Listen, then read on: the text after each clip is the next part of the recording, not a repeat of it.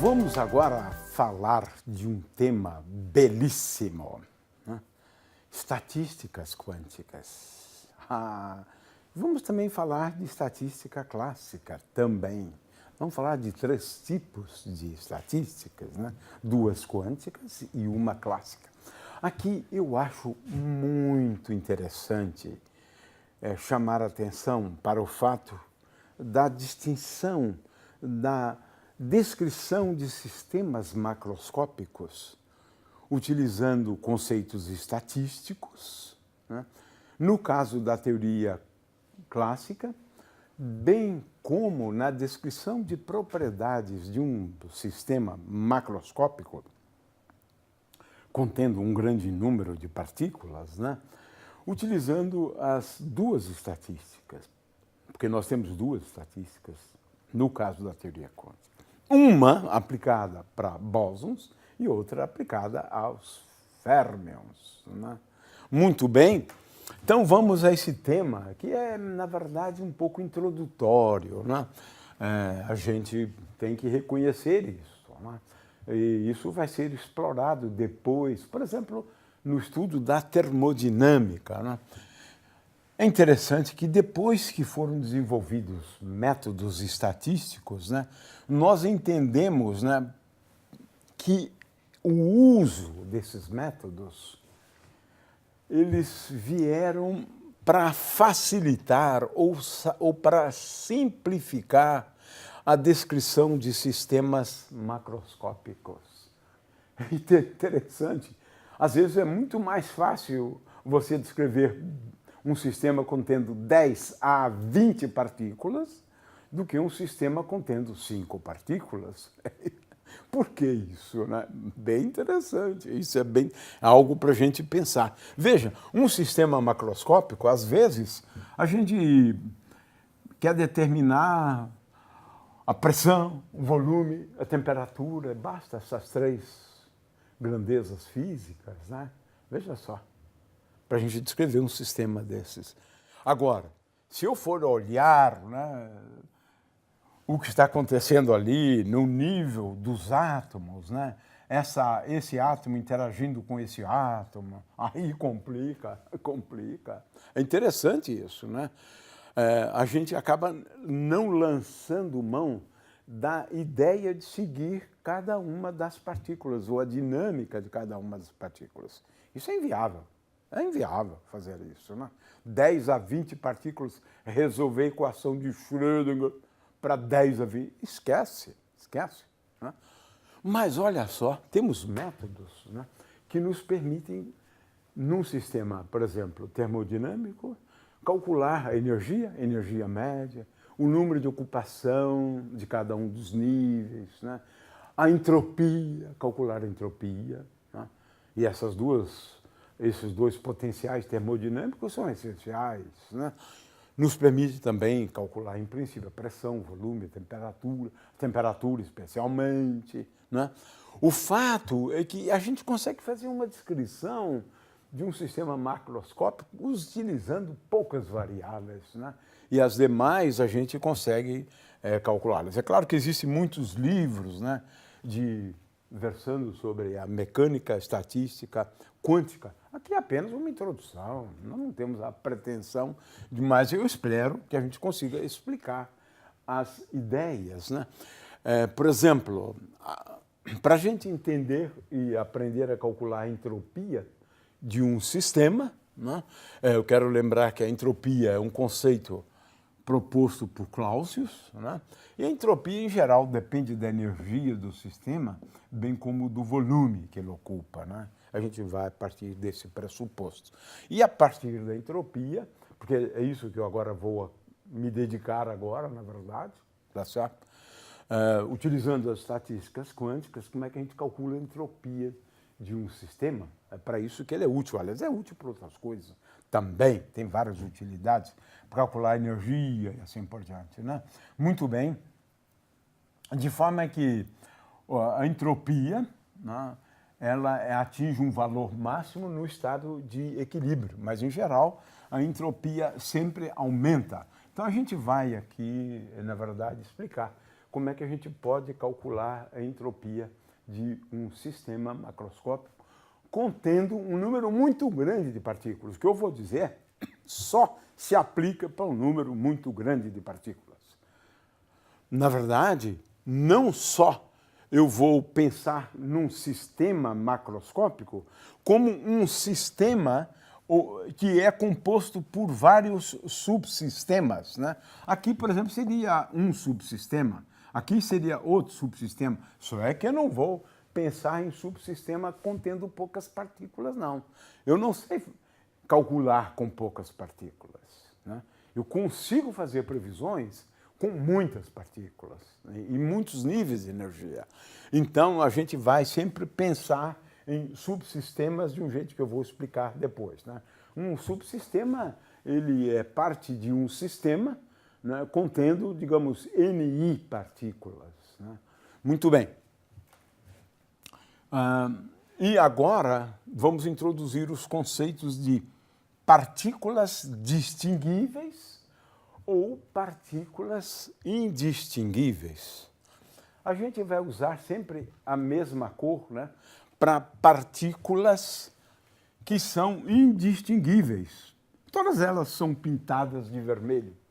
Claro que é uma imagem que eu estou fazendo, né?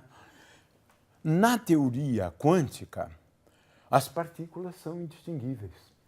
No entanto, curioso, na teoria clássica, as partículas são distinguíveis. Ou seja, você admite na teoria clássica que você acompanha aquela partícula 1, a partícula 2, a partícula 3. Então, a partícula 1 eu adoto uma cor, a partícula 2 eu adoto outra cor. Então, essas cores aqui, é claro que é só para tornar as coisas mais interessantes, né? É para chamar atenção para o fato de que cada partícula ela é distinguível da outra, né? Como eu disse antes, pelo rótulo, por exemplo, 1, 2, 3. Aqui a gente vai utilizar cores, né? Então, na estatística clássica, nós admitimos, né, que as partículas são distinguíveis, né? Na teoria quântica, não, né? Muito bem, então vamos lá. Agora vamos lá. Tenho aqui um sistema e todo sistema ele tem sempre um certo número de níveis quânticos, né?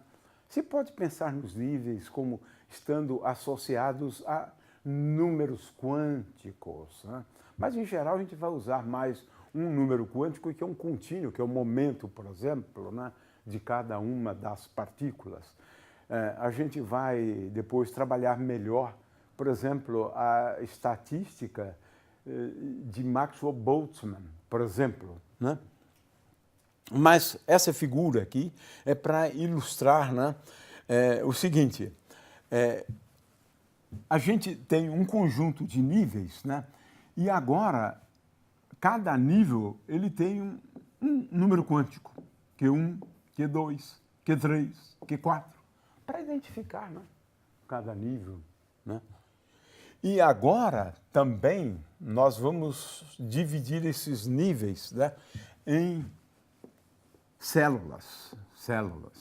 Uma célula, a primeira, a segunda, a terceira e assim por diante, né? Cada célula contém um certo número de níveis, né? A primeira célula tem G1 níveis, a segunda célula tem G2 níveis e assim por diante.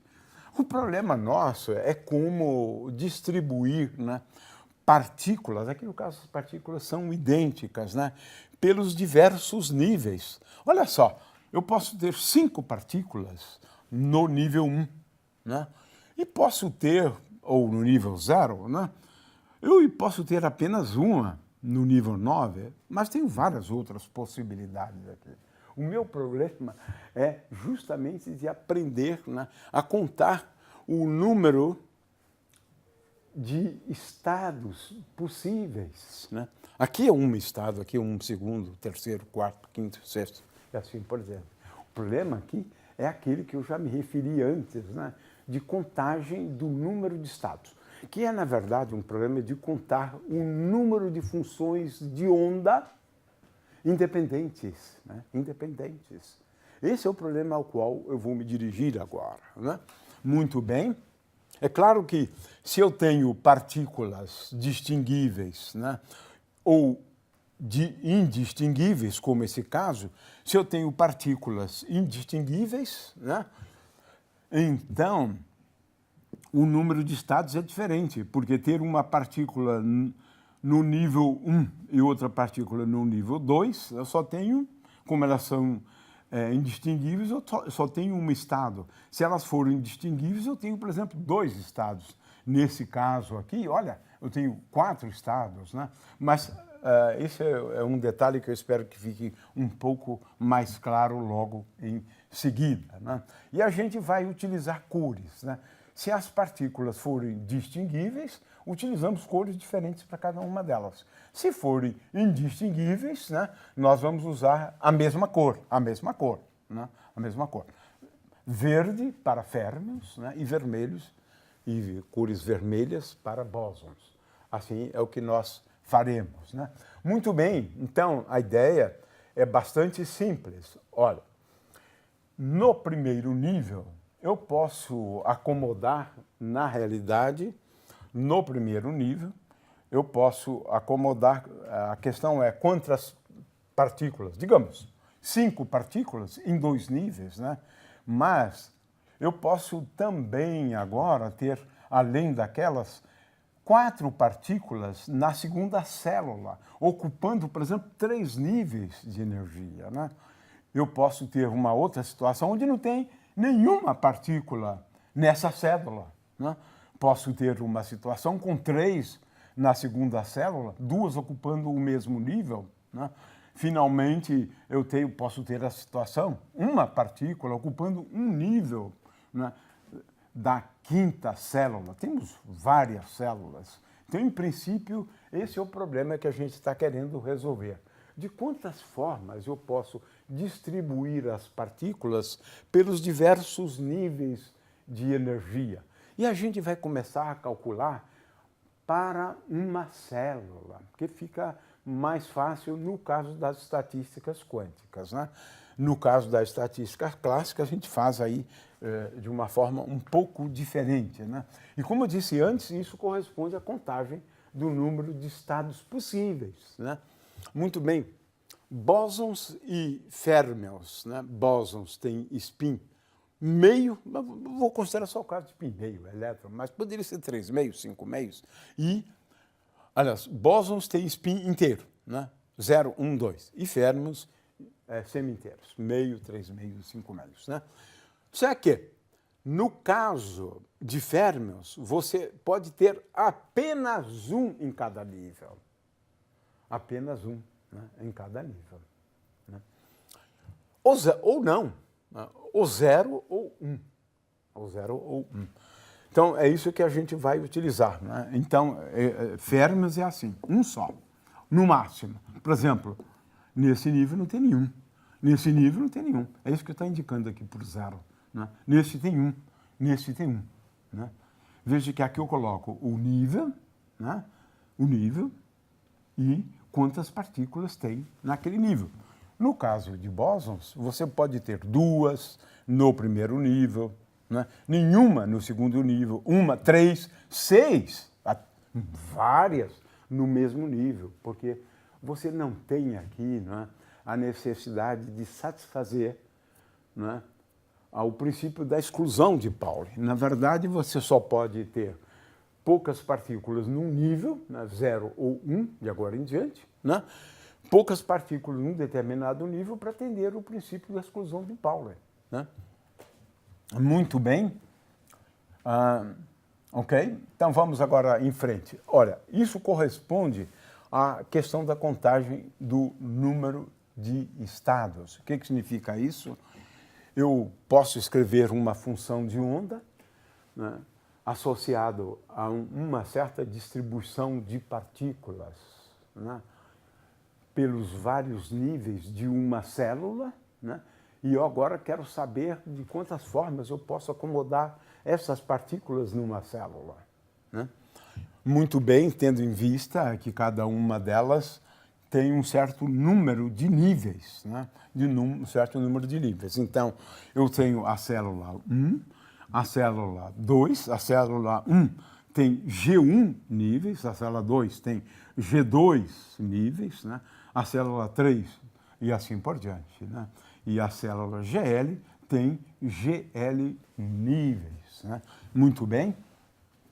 Então, o meu problema aqui é como distribuir as partículas, né? E vou chamar de subsistema 1 quando eu considerar um certo número grande, porque senão não seria subsistema, um número N1 de partículas, né, na célula 1, distribuídas, portanto, ao longo de G1 níveis. Muito bem. Então, nós estamos falando agora de subsistemas, né? Subsistema 1, subsistema 2, subsistema L. Muito bem. Qual o problema agora? É a contagem de estados, considerando uma célula, mas depois eu vou acabar fazendo também para o sistema como um todo. Eu posso fazer para uma célula e posso fazer também, né, para o sistema como um todo. O nosso problema aqui é o seguinte, é de quantas formas distintas eu posso abrigar Ni partículas, né, em GI níveis,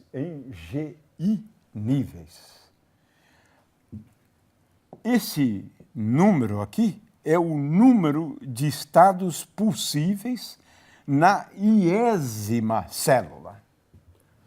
É claro que agora o número de estados possível, levando em conta todas as células, é o produto, né, de ômega I, Ni, GI. Né? É isto.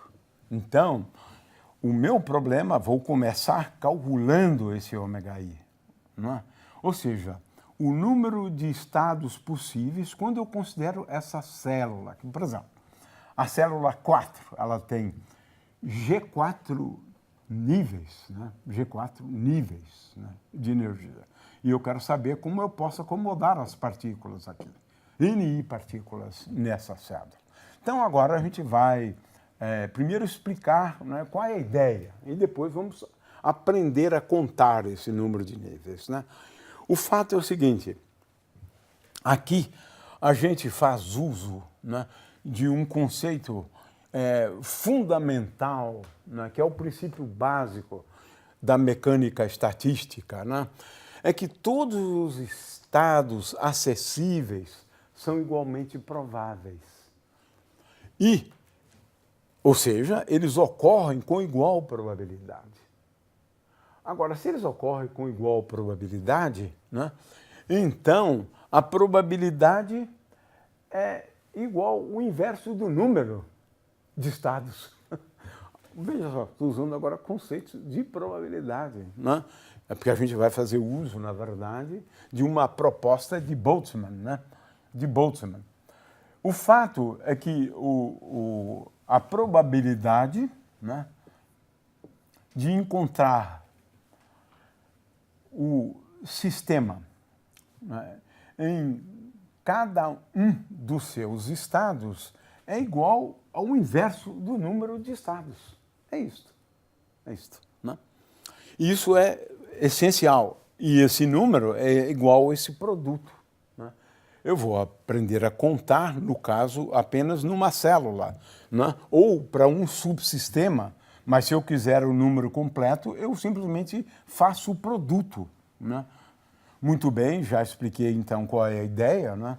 A probabilidade, portanto, né, para encontrar o sistema num dos estados possível é a mesma para todos os estados. Consequentemente, essa probabilidade é sempre o inverso do número de estados acessíveis. Né?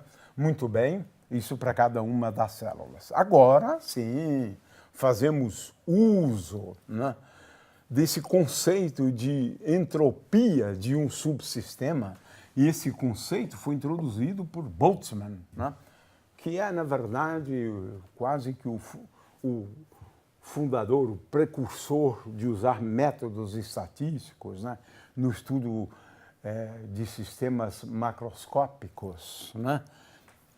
De acordo com ele, essa expressão mais importante, a entropia, então, associada ao subsistema, o iésimo subsistema, é menos K, essa K é a constante de Boltzmann.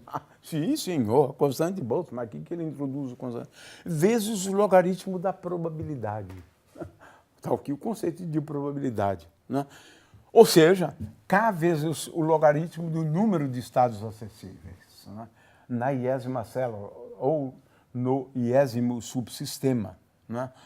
De forma que, veja, agora a gente tem o seguinte, SI é igual a K vezes o logaritmo neperiano do número de estados acessíveis, né? E, claro, a entropia, na verdade, de um sistema é a soma das entropias, porque ela é definida como log de ômega, mais ômega é igual ao produto, né, ao produto de ômega i, consequentemente, a soma, né? Então, é uma quantidade aditiva a entropia, definida assim, né? Muito bem. Agora, a ideia é o seguinte, agora sim, nós vamos fazer uso do conceito de número de estados acessíveis ao sistema, mas levando em conta a energia e também levando em conta que o número de partículas é tal que a soma de número de partículas é igual a n. O número de partículas é igual a n. Consequentemente, a gente agora vai procurar um máximo da entropia, eu derivo a entropia consequentemente, né? Mas levando em conta os multiplicadores de Lagrange, porque a energia do sistema é igual à soma de NI vezes EI, e os vários níveis de energia. Minimizando, então, levando em conta, agora eu construo S', que é a entropia S, mais os multiplicadores de Lagrange para levar em conta a energia e o número de partículas, né? E agora o truque consiste no seguinte, eu vou procurar quando isso aqui é igual a zero, né? Que é o máximo da entropia. Então, ds dni menos alfa, né, porque eu derivei aqui com respeito a ni, menos beta ei igual a zero. Isso aqui vai me levar a uma equação para o número de ocupação ni, né, quantas partículas, em média, estão, né, no estado, né, no iésimo estado, né? Então, esse aqui é o número de ocupação dos vários níveis de energia, né? Então, o nosso problema aqui é determinar N barra I. Muito bem, então esse é o problema. Agora, vamos ao problema de contagem de estados, né? Lembrando sempre que a temperatura é definida termodinamicamente como a derivada da entropia com respeito à energia. De forma que uma daquelas constantes aqui, esse beta, vai acabar se transformando em 1 sobre kT, na realidade, né? Mas isso fica, então, para um pouco depois, né? Então, o problema é esse. Dada a temperatura, vou procurar, então, o mínimo. Agora tem um problema de contagem de estados, né? Vamos começar pela estatística de Maxwell-Boltzmann, né? Na estatística de Maxwell-Boltzmann, como as partículas são, na realidade, distinguíveis, né? Então, qual é o número de possibilidades de estados? Em primeiro lugar, eu tenho aqui a permutação de n partículas. Isso me leva, então, em primeiro lugar, a n fatorial. É isso, porque eu poderia permutar essas partículas, né, tendo aí, portanto, um certo número de estados assim, independentes, né? Agora, veja bem, isso me leva, então, a essa questão, né? E, consequentemente, eu agora considero um determinado ou uma determinada célula contendo por exemplo, G1 níveis, né? Então, se eu tenho N1 partículas, né, na verdade eu posso distribuí-las de G1 elevado a N1 formas distintas, né? Para a segunda, eu poderia pensar do mesmo jeito, depois do mesmo jeito. Então, eu tenho aqui uma primeira contagem, né, quando eu levo em conta que cada partícula pode estar pertencendo a esse, a esse, a esse. Como eu tenho G1 níveis, eu tenho G1 vezes elevado à potência N1.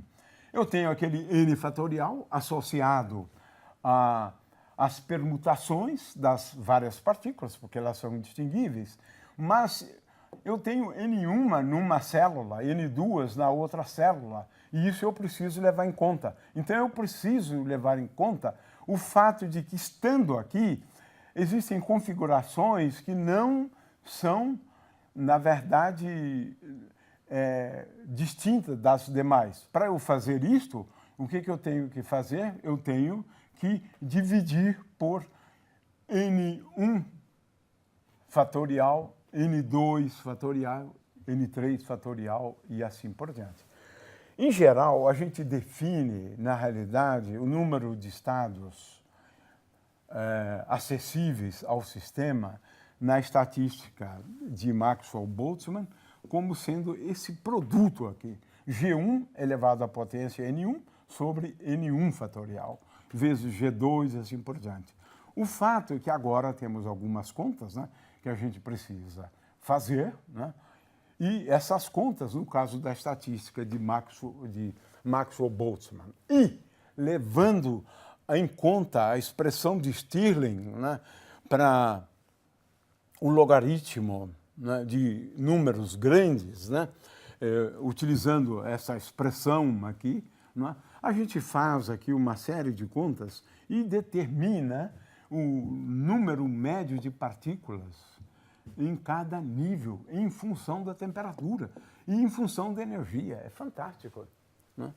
Eu tenho aqui uma mecânica estatística clássica, né?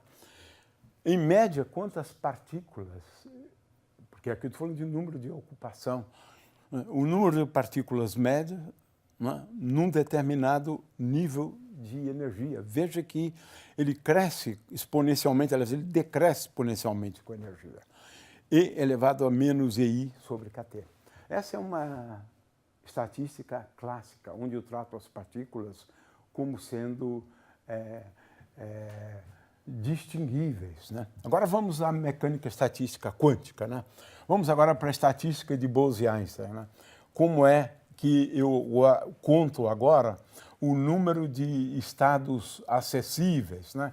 Aqui eu tenho uma situação que eu bastante genérica, né? Então, como é que a gente conta agora? Em primeiro lugar, eu pego um nível, né? Um nível qualquer. Nesse nível eu posso ter, né, aliás, eu estou considerando um nível. Naquele nível, em princípio, né, eu tenho GI, né, possibilidades, né, para cada partícula, né? Claro, né? Então, se eu tenho GI níveis, eu começo com GI, mas agora eu tenho NI mais GI níveis menos 1, porque eu já contei uma aqui, né? E agora, veja, quais são as várias possibilidades? NI mais GI menos 1, e agora eu posso fazer permutações, né, de números de partículas e níveis. E eu tenho NI mais GI menos 1. Né?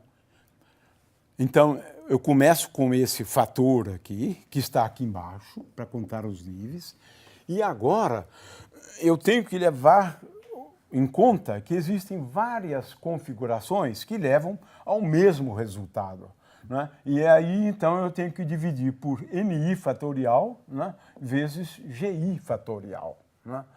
Então, eu tenho aqui uma expressão para contagem de estados, né? Aí faço as contas e concluo, olha só que coisa interessante, que nessa estatística, o número de ocupação de um dos níveis, né, é igual ao GI, e agora, veja, eu tenho Z aqui, que é uma constante que a gente vai determinar em função do número total de partículas, elevado a beta epsilon I menos 1. Essa é a estatística, então, de Bose-Einstein. Finalmente, a outra estatística, aqui eu tenho como obter na verdade, eu devo passar por todas essas contas, eu já fui direto aqui ao resultado, né, onde a gente usa de novo, né, a fórmula de Stirling aqui. Né. Vamos agora, então, à estatística de Fermi-Dirac. Né. Aqui, cada nível pode ser ocupado por nenhuma, por uma, nenhuma e assim por diante. Né.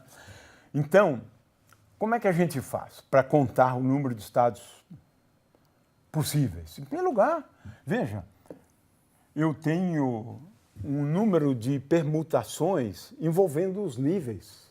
Isso mesmo, um número de permutações. Então, GI fatorial.